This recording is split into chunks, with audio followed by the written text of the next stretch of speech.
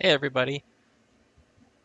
Today I get to introduce you to the Digital Sequencer XP, which is my brand new module from VoxGlitch.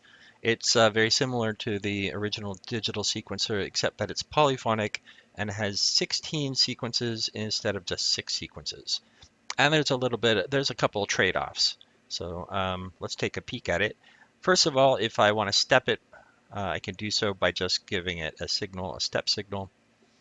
And just like before, you click on these little sequencer buttons to switch between the different sequences. And as before, each sequence can have a different length. Now, you notice there's no length buttons here. I've created a polyphonic length input just because I didn't have panel space for all those different length knobs. So you have to use something like poly nollipops here. I'm going to hook this up to the length. And now if I adjust channel 1, you can see it controls the length of sequencer 1. If I go to sequencer 2, I have to use channel 2 to control its length. Great. So this is going to be your friend here for changing your sequence lengths. And now if you detach it, I believe it's just going to remember it, which is cool. All right, moving on. So step, you can see I'm just stepping all the sequencers with one input, one monophonic input. But if you wanted to, you could step all the sequences differently. And to do that, you'd want to use something like this merge. I'm going to hook this up to channel 1. I'm going to take clock input 2, put it into channel 2. You can see it's going a little faster. And I'll take that poly output and hook it up into the step input. Now you see sequence 1 is going at the same rate, but sequence 2 is trucking along pretty quickly. And sequence 3 should be pretty much stalled out. Perfect. Okay, so reset is boring. You just gate the reset. It resets all the sequencers. It's not polyphonic, nice and easy. And on the output side of things, you've got a polyphonic CV output and polyphonic gate output.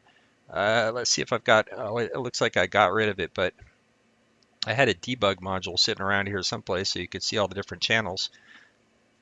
Now, if you wanted to get the individual channels, you'd want to use something like the split. Let's see if I can type here. Split, put in the CV, and now you have access to each of those 16 channels through these outputs. But if you had something like the digital programmer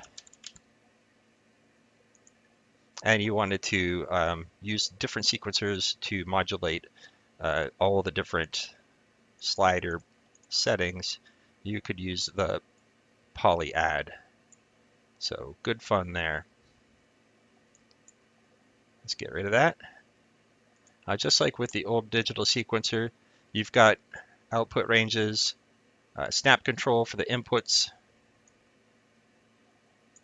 and the sample and hold per sequencer.